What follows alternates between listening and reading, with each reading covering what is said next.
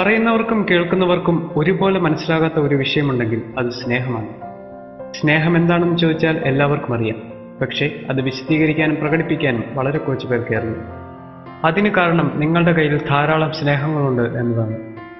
നിങ്ങളുടെ സ്നേഹം മുതിർന്നവരോടാകുമ്പോൾ അതിന് ബഹുമാനം എന്ന് പറയുന്നു. സ്നേഹം താഴെയുള്ളവരോടാകുമ്പോൾ അത് വാത്സല്യമാണ്. സ്നേഹം സമപ്രായക്കാരോടാകുമ്പോൾ നിങ്ങൾ അതിനെ സൗഹൃദം എന്ന് വിളിക്കുന്നു.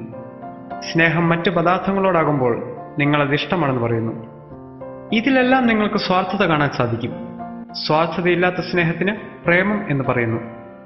പ്രേമം എന്ന സംസ്കൃത പദത്തിന്റെ അർത്ഥം സ്നേഹം നിസ്വാർത്ഥമാണ് എന്നാണ്. ഇന്ന് ഏറ്റവും കൂടുതൽ തെറ്റിദ്ധരിക്കപ്പെടുന്ന വാക്കും പ്രേമമാണ്. ഇന്നാർക്കും പ്രേമമില്ല, എല്ലാവർക്കും തമ്മിൽ ഇഷ്ടമാണ്. അങ്ങനെയെങ്കിൽ എന്താണ് സ്നേഹം? ഡോക്ടർ സ്റ്റേൺബർഗിന്റെ കണ്ടെത്തലുകളുടെ വെളിച്ചത്തിൽ ഞാൻ വിശദമാക്കാൻ ശ്രമിക്കാം. സ്റ്റേൺബർഗിന്റെ ട്രയാങ്കുലർ തിയറി അനുസരിച്ച് പാഷൻ, ഇന്റിമസി, കമ്മിറ്റ്മെന്റ് എന്നീ 3 ഘടകങ്ങൾ ചേരുന്നതാണ് സ്നേഹം. മറ്റൊരാളുടെ ശരീരത്തോട് തോന്നുന്ന ആകർഷണത്തെ പാഷൻ എന്നതുകൊണ്ട് അർത്ഥമാക്കുന്നു. മറ്റൊരാളോട് രഹസ്യങ്ങൾ തുറന്നു പറയാൻ നിങ്ങൾക്ക് തോന്നുകയാണെങ്കിൽ അതിന്റെ കാരണം ഇന്റിമസിയാണ്. നിങ്ങളുടെ ഇഷ്ടപ്രകാരമോ അല്ലാതെയോ നിങ്ങളുമായി ബന്ധപ്പെട്ടിരിക്കുന്ന എല്ലാവരുമായും നിങ്ങൾക്ക് കമ്മിറ്റ്മെന്റ് ഉണ്ട്. ഉദാഹരണമായി, നിങ്ങൾക്ക് അച്ഛനും അമ്മയുമായുള്ള ബന്ധം. അതിൽ പാഷനില്ല. ഇന്റിമസി ഉണ്ടാവാം, ഉണ്ടാവാതിരിക്കാം. എന്നാൽ കമ്മിറ്റ്മെന്റ് എന്തായാലും ഉണ്ട്. കാരണം അവർ നിങ്ങളുടെ അച്ഛനും അമ്മയുമാണ്, നിങ്ങൾ അവരുടെ മക്കളാണ്.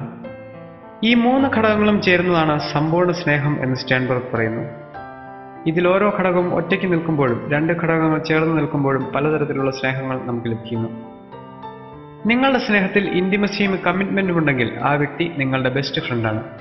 നിങ്ങളുടെ സ്നേഹത്തിൽ പാഷനും ഇന്റിമസിയുമാണ് ഉള്ളതെങ്കിൽ ആ വ്യക്തിയോട് നിങ്ങൾക്ക് തോന്നുന്നത് പ്രണയമാണ്. പാഷനും കമ്മിറ്റ്മെന്റും മാത്രമുള്ള സ്നേഹം അവിഹിതമാണ്.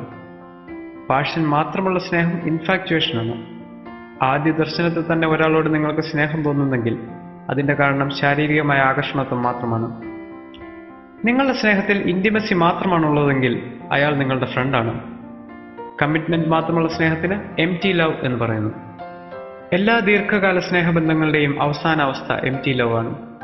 സമ്പൂർണ്ണ സ്നേഹത്തിൽ നിന്നും ആദ്യമായി പാഷൻ നഷ്ടമാകുന്നു, പിന്നീട് ഇന്റിമസിയും നഷ്ടമാകുന്നു, അവസാനം കമ്മിറ്റ്മെന്റ് മാത്രമായി അവശേഷിക്കുന്നു. സ്നേഹത്തിനുണ്ടാകുന്ന ഈ മാറ്റം അംഗീകരിക്കുന്നവരുടെ ബന്ധങ്ങൾ നിലനിൽക്കുന്നു. ഈ മാറ്റം തങ്ങൾക്ക് മാത്രമാണ് എന്ന് ചിന്തിക്കുന്നവരുടെ ബന്ധങ്ങൾ തകരുന്നു.